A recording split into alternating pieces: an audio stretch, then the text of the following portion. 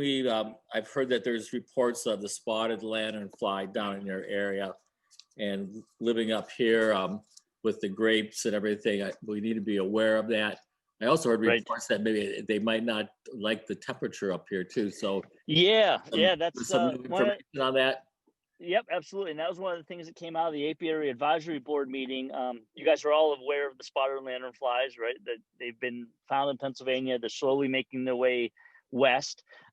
We do have them here in, there you go. Yep. We do have them here in Allegheny County and Beaver County, right across the line. In fact, I'm in Sewickley right now, and if it wasn't such a crappy day, I'd probably could find a spotted lanternfly where I'm sitting. But a couple of things, we at the Apiary Advisory Board meeting, they were talking about the varying issues. One of the things that was mentioned is that they're not sure that there will be a spread north with spotted lanternflies into some of the environments of Pennsylvania because of the growing degree days that are needed. You guys might be too cold up there in the northwestern part of the state. They have crept north into the northeastern part of the state, but being closer to the coast, they do have slightly warmer temperatures than you guys do up against the lake. So you might be spared. Only time will tell with that. The good news is that they're not there yet. The bad news is we have to wait and see what happens. I guess right now we got them here in these two counties, and they were spread through the railroad as far as we could tell. But as transport, people coming north, south, east, west, it's probably going to happen. I wouldn't be surprised if they found a couple up your way at some point, but I don't believe that there's going to be, or they don't believe there's going to be an issue due to the growing degree days and the temperatures that allows them to fulfill their biology. So that slide that you guys see up there, there's 4 stages of nymphs. And then you get this beautiful adult lanternfly. You have an egg mass there on the lower left that just looks like somebody threw some putty. Very difficult to see unless you're trained to look for it. Walking by, you may not notice it. But it's important to pay attention, especially with beekeepers that tend to go to other meetings across the state, and some of us that are actually transporting hives around the state. We have to be careful of these lanternflies. So we'll see what happens. It's certainly a concern. The Department of Ag is on it, which is great. One of the unique things about lanternflies out east, so with lanternflies, they produce, when they defecate, they produce basically what's called honeydew. It's a sugary content, and it's a waste product. And what the beekeepers are finding is that the honeybees really like that honeydew out east. And there's beekeepers that we know. In fact, Steve Fink, our first vice president of the state association, was telling us that these, because of the amount of honeydew out there, they have not had to feed their bees for the last couple of years in the fall. They don't have a fall flow.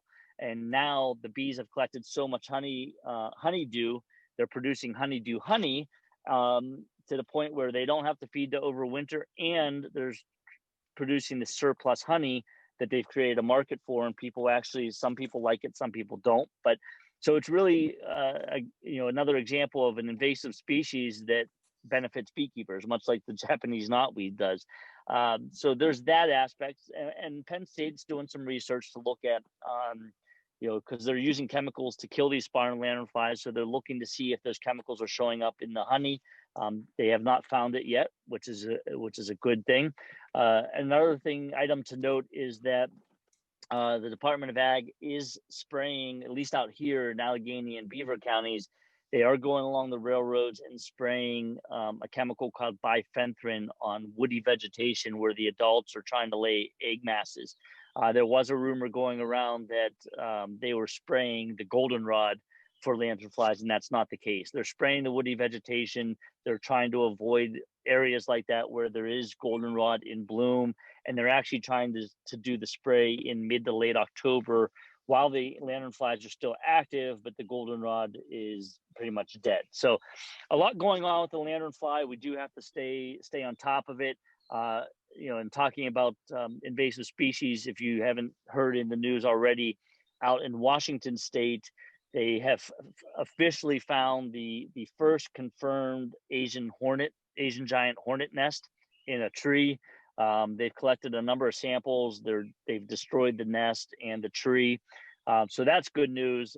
The bad news is there's probably going to be additional nests. So I would not be surprised to learn that over the next 10 years that we end up getting the Asian hornet here, just because of the way bees are brought back and forth from those states, shipping containers on the railroads, trucks, those types of things. So it's a trying time for beekeepers on a number of levels, but this is the one that hits closest to home.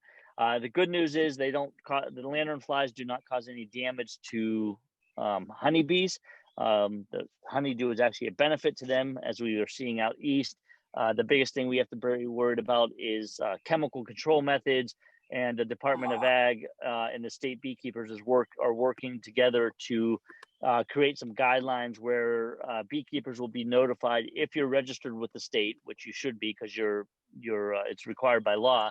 But any registered beekeeper within 500 feet of an area that's going to be sprayed for lanternfly will be notified so that we can take the appropriate precautions. So that's kind of where we're at with that. Who should we notify if we see an egg mass, which we should be able to identify? These could even be on your hives. It could be on your hives, under your hives. They like darker spaces, even though that's on the face of a tree. They like to go on the sides of the hive or under the edge of the lid, under the landing boards. If you see anything even remotely that you think might be a lanternfly, contact the Department of Ag. They actually have a lanternfly website for the Department of Ag. So if you just type in Pennsylvania Department of Ag lanternfly, it'll take you to a web page that you could report a sighting, send in a picture, and notify them. They will get somebody out immediately. If you're able to take a sample or a picture, that would help as well. GPS coordinates, all of that stuff. I have yet to see one here amongst my bee yards, but we know they're here. There's been multiple sightings, so it's going to be a game changer on my end, at least, because I do move bees in and out of the county for various reasons. So it's going to be a pain, but it's something we need to pay attention to from a beekeeping standpoint, more so that we play an important role so that we don't spread the insect. It's not going to impact us as far as beekeepers and our honeybees, but it certainly impacts us as far as our role is spreading this invasive insect. That's interesting. I think, it's not going to be a direct impact. However, I guess one of their favorite flora is grapes. They like sugary content, so they feed on the tree of heaven, or Alanthus is the scientific name. They're finding them on sugar maples now, which is another favorite. So they're concerned about the grapes, but I have a feeling, and what we're hearing from the eastern half of the state, where they've been for 7 years, 6 years, whatever it's been out there, areas that were in the original hotspots where the lanternflies first showed up and exploded have now basically backtracked a little bit, and they're not as bad as they once were. So I'm wondering if we're going to see this take the same path as the stink bug, the marmorated stink bug. When it first came, and it came through in waves, they were everywhere. It was nuts. And we saw it in the pest control industry because we'd get calls. It was another niche that we could actually make income off of because of the stink bug. And now, there's a few hot spots here and there, but essentially same thing with farmers. The damage has decreased, the amount of activities increased or decreased.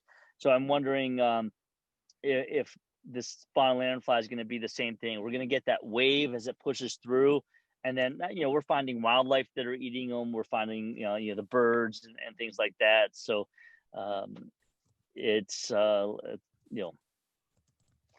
we'll see where it goes. Priscilla is a master gardener, and she's really familiar with what's happening up here. Do you have anything, Priscilla, to add to his commentary? No, it's just that trying to keep observant and either reporting to Department of Ag or the County Extension Office is an important method of just determining spread, because even though it may have moderated in the southeast part of the state of Pennsylvania, the grape farmers, peach and cherry farmers are very concerned about SLF. Yeah. Okay. Yeah. And they need to be. I mean, that's just normal. I mean, we shouldn't, don't take any of this as being dismissive in any way, shape, or form. But until we know the true damage, it's going to be hard to say. Unfortunately, with the Asian giant hornet, we know the damage that can cause. That's probably going to be a bigger concern for us than any of these other things. But we all work together. We're all multiple commodities, and just because it's not going to hurt us as beekeepers doesn't mean we shouldn't be concerned with our neighbors, who they rely on us for pollination. So we need to be watch out for them as well. So. Real good. I think that's pretty much what we had on the agenda from you, Steve. Anybody have any questions here? This is open Q&A right now. I do, Ken, and I'm sorry for unmuting, and I don't know how to use actually to raise my hand again or whatever. But anyway, I have a question for Steve. And I'm a second-year beekeeper, and I panicked thinking, oh, I have to get everything done, my insulation, all that. Well, I have the insulation already done. I have my hole, I have my quilt thing, I have it all. But should I take that insulation off, do you think? And just leave the way it is. My smart ass personality is going to tell you, yeah, go back, get out there right now, dismantle the whole thing and be done with it. But no, don't. No. If it's done, don't worry about it. People, it's human nature to panic when it gets cold. I saw a post the other day, and I can't think of where it was. Somebody had said it went down to 30 last night, so I hurried up and went out and put my hive wrap on. Well, it ended up being 80 like 3 days later. So, we tend to let cold bother us. I see it in the pest control industry all the time, where it's cold in the spring, nobody wants to have any work done, and that first day that's in the 70, oh man, they all wanted it done 2 weeks ago. And the reverse is the same, where it's getting colder and we're trying to get our customers taken care of, and people are putting it off, and then we got that 80-degree day yesterday, and all of a sudden everybody wanted stuff done for the fall that should have been done 3 weeks ago. So it's human nature, but the big thing is just it's part of it is time. You have to, if this is the only time you have to do it, great. If you have a yard that's difficult to get to and it's just easier to do it now, fine, do it that way. But I think overall there's no need to rush to get it on.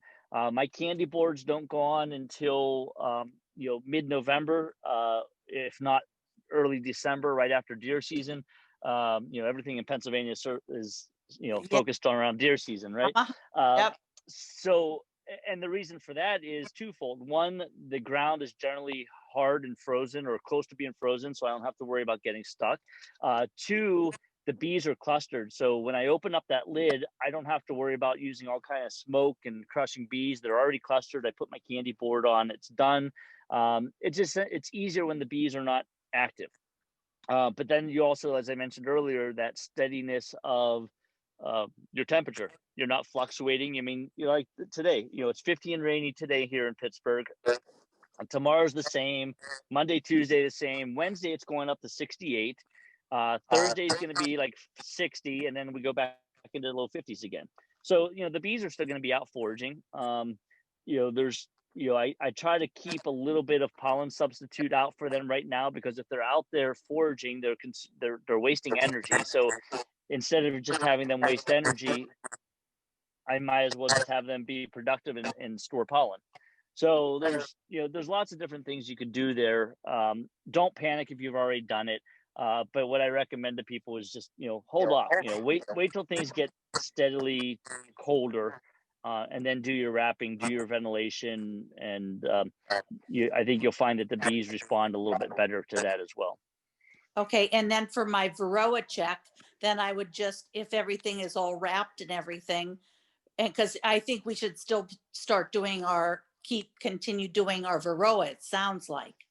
Yeah, Correct? so that's actually a good point too, is that, when you do all this stuff now, if you end up wrapping and putting all this stuff on, but you need to get in and do a Varroa check, now you've got more hurdles to jump through. So with your Varroa, whether you're doing a treatment or doing a check, use the weather to your advantage.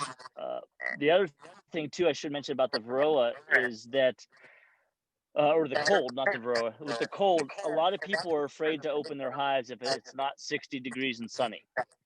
And that's probably one of the biggest faults that beekeepers have is that they don't get in to check on their hives when they need to, regardless of the weather. I've gone in and checked hives when it's 40 degrees. I've put candy in hives when it's 29 degrees and sunny.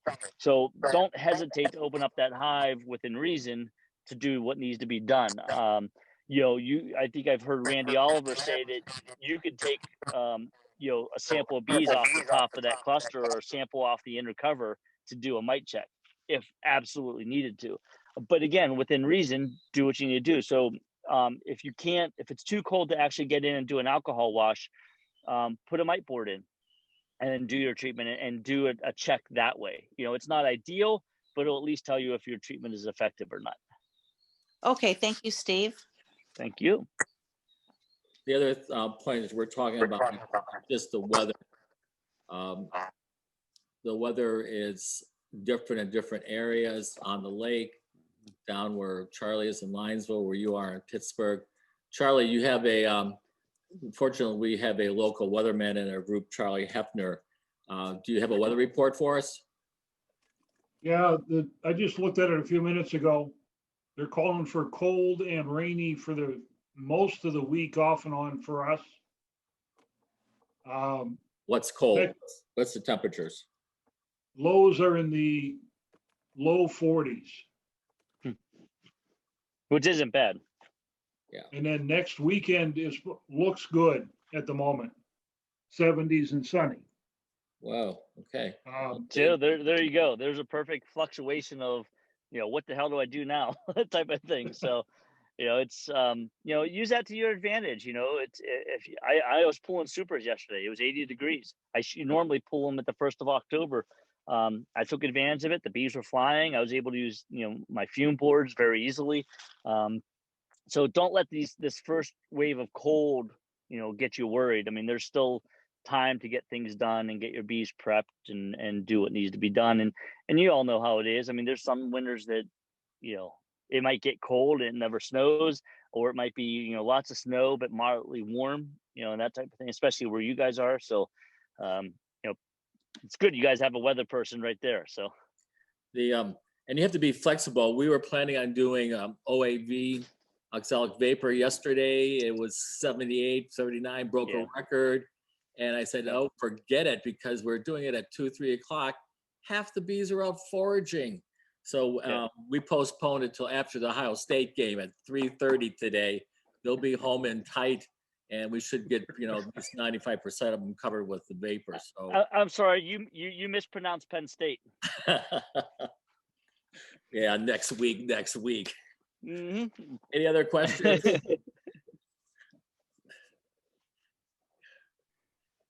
Okay.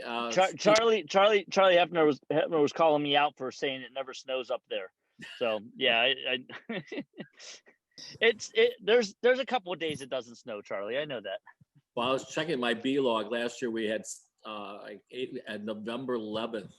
We had like 8 inches. It only lasted for a couple of days, but we had very early snow and then very little in December. So every year is you just never know. You just got to. It is, and the biggest thing with the weather too, again, is use it to your advantage. Get in to check the bees when you need to. If it's 30 degrees for weeks on end and it goes up to 38 and sunny, check your bees.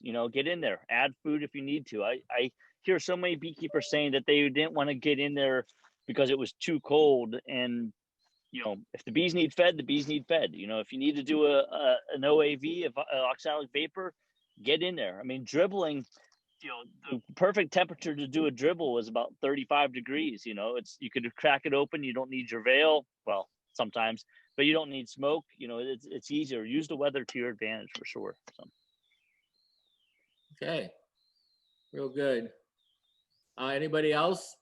Steve, you can sign off, or you can Yep, stay I on. got to get back to the farmers market here. I appreciate again the invite and speaking to all of you guys. Hopefully we can see everybody in person here sooner than later. But yeah, maybe next year we could do a single brew chamber workshop Yeah. or something like that for you guys. Well, let's do that. I'd give a shout out and some applause. I already see Rebecca gave you hands. And just for your information, also for Priscilla, we had 44 people on the Zoom meeting so far. Yeah, and just one other note is we put Steve on our Google group, so he sees he's going to be able to see conversation that we have. Mm-hmm. So it's just it's good for him. So don't say anything bad about me. Right. Yeah, but if he chimes in once in a while, that's the reason why we just added him in. Then it's also good for the state president just to get a feel for what's going on in other areas.